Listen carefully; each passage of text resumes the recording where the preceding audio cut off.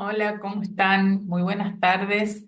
Hoy estamos presentando el módulo 2 de este curso vinculado con el Plan Provincial contra la Discriminación, el cual está dirigido a docentes de toda la provincia con modalidad virtual. En este módulo vamos a analizar un poquito la parte normativa de lo que hace a la discriminación para que ustedes puedan tener las herramientas fundamentales que les ayuden a entender la discriminación, a poder saber cuándo estamos frente a un acto discriminatorio y bueno, espero que puedan tener en claro algunos conceptos después de este módulo y les voy a dejar también un material colgado en la plataforma. En primer lugar, bueno, en la introducción, lo que quería señalarles es lo siguiente. Eh, Nuestro ordenamiento jurídico se conforma de una manera piramidal, como ustedes pueden ver ahí en el gráfico, en el cual en la cúspide de nuestra pirámide normativa está la Constitución Nacional y los tratados de derechos humanos. Estas dos normas, la Constitución y los tratados, están por encima, tienen mayor jerarquía, son superiores a el resto del ordenamiento jurídico de nuestro país, ¿sí? Es decir, superiores a las leyes nacionales, provinciales, a otras legislaciones como decretos, decretos provinciales, reglamentos o resoluciones ministeriales, circulares y otras normativas. Hay tratados internacionales de derechos humanos que están incluidos en la Constitución Nacional, por lo cual se denomina que tienen jerarquía constitucional. Así que bueno, esto es como para darles un panorama de la jerarquía normativa.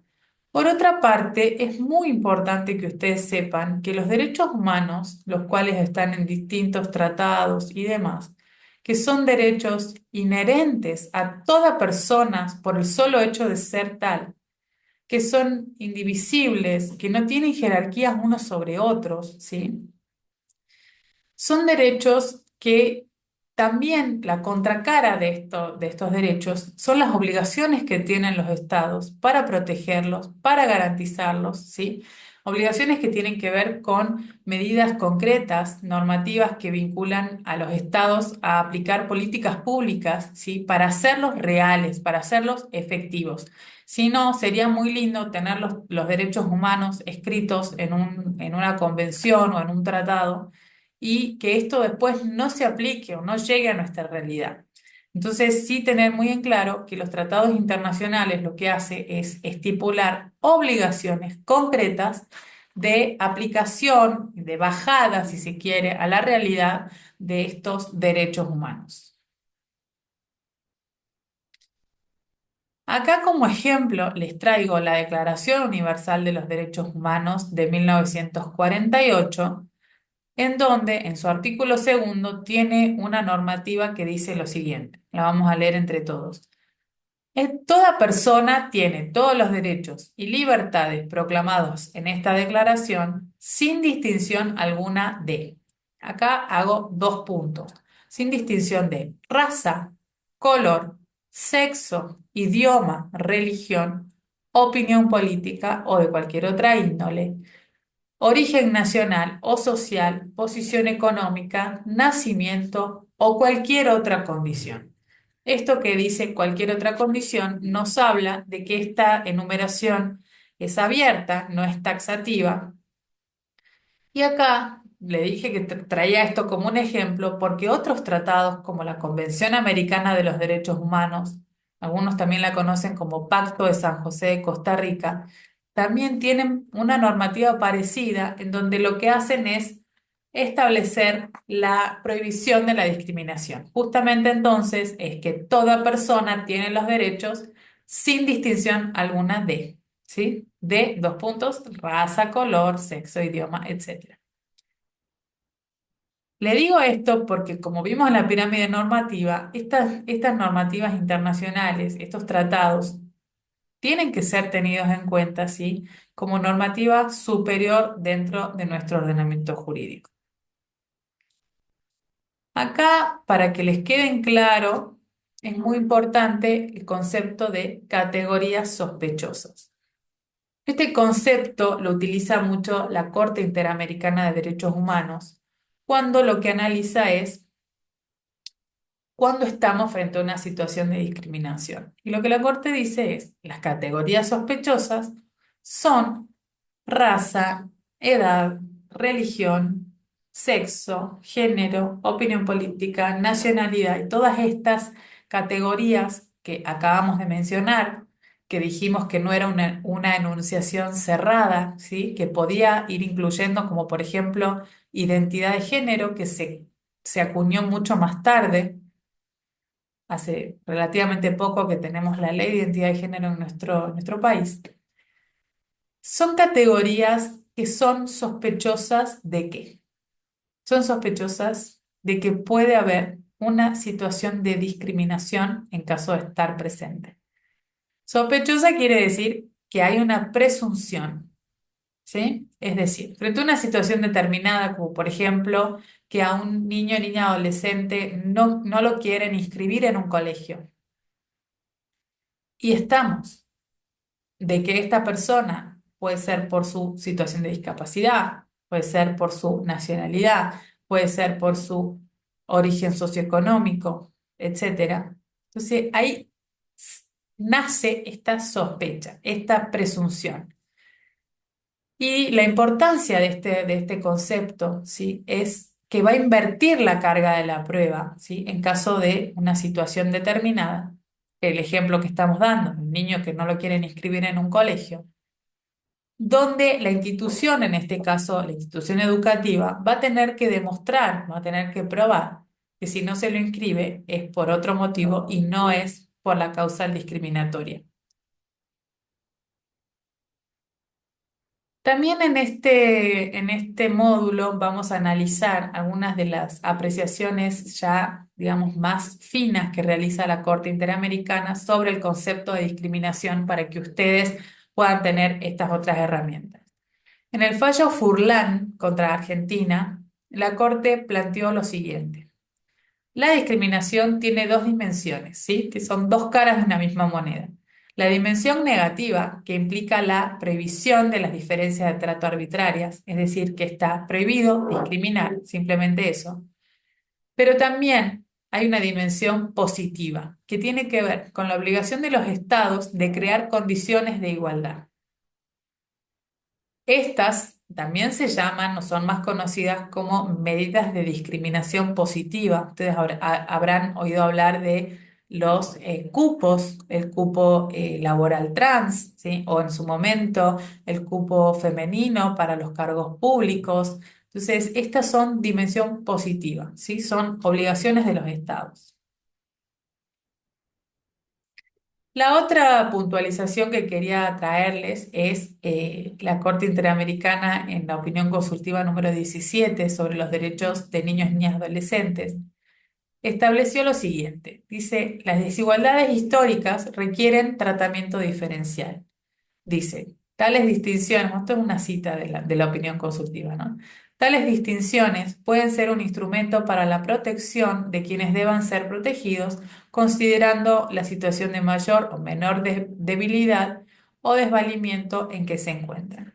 ¿Qué quiere decir esto? Quiere decir que allí donde hay un grupo que está en una situación de desigualdad estructural o de desigualdad histórica, las diferencias de trato, ¿sí? Las diferencias legales pueden ser permitidas si tienen esta finalidad, ¿no es cierto?, de equiparar o de brindar una mayor igualdad frente a la situación de que se trate.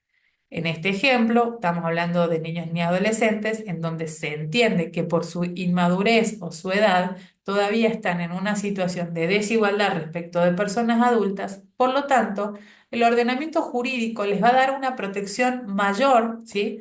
Entendiendo esta situación de desigualdad en la cual se encuentran, producto de su edad, y esta diferencia de trato está permitida, ¿sí? Esto también vale para otros grupos que también pueden ser entendidos como grupos históricamente vulnerados por la discriminación, en donde se va a dar esta diferenciación de trato con el fin de lograr la igualdad o con el fin de equiparar una situación de desigualdad. El tercer fallo que les traje, y con esto terminamos esta partecita, es el caso Espinosa González contra Perú, en donde la Corte Interamericana lo que hace es decir cuáles son las diferencias de trato que estarían permitidas, ¿sí? Que no se consideran trato discriminatorio. Y son las que persiguen un objetivo razonable, ¿sí? La razonabilidad es lo primero que hay que tener en cuenta y que estén justificadas y que sean objetivas. Objetivas quiere decir que vale para todas las personas por igual, o para todas las personas de ese colectivo o de ese grupo por igual.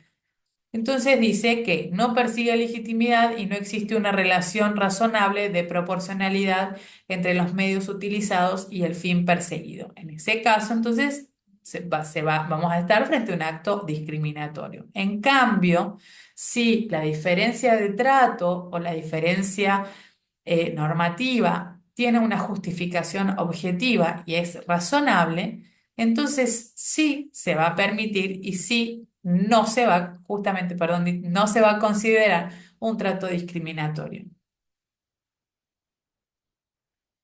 También señalarles que el acto discriminatorio puede ser parcial o total. Parcial cuando se niega ciertos aspectos de un derecho y total es cuando se niega el derecho completamente. La metáfora del iceberg que le traemos también acá nos sirve para poder detectar que hay formas visibles o manifiestas de discriminación que pueden ser, ahí doy dos ejemplos, pero puede haber otros: violencia sexual, violencia psicológica, puede haber un asesinato mediando discriminación. De hecho, está considerado dentro de una de las causales agravadas, ¿no? De las figuras agravadas del homicidio por odio religioso, por odio de género. Y luego tenemos las denominadas formas no visibles o formas sutiles, donde está la desvalorización, la humillación, el hostigamiento, los chistes discriminatorios, la exclusión y los prejuicios. Tengamos en cuenta siempre que la discriminación no se presenta de una manera siempre manifiesta o patente. Entonces sí hay que tener en cuenta algunas cuestiones que quizás son consideradas menores o que no tienen tanta importancia, pero que pueden constituir actos discriminatorios. La Ley Nacional 23.592 del año 88, también conocida como Ley Antidiscriminatoria, es muy importante porque nos da la definición legal de lo que en nuestro país se conoce por discriminación.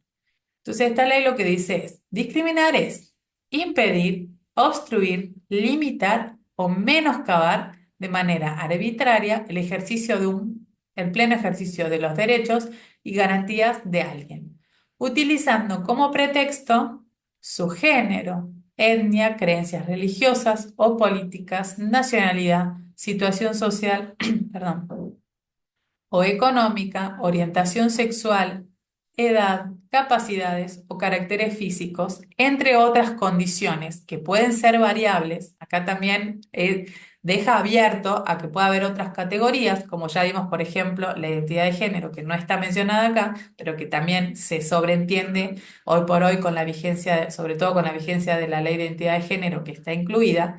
Dice, entre otras condiciones, pero que surgen de un mismo esquema valorativo.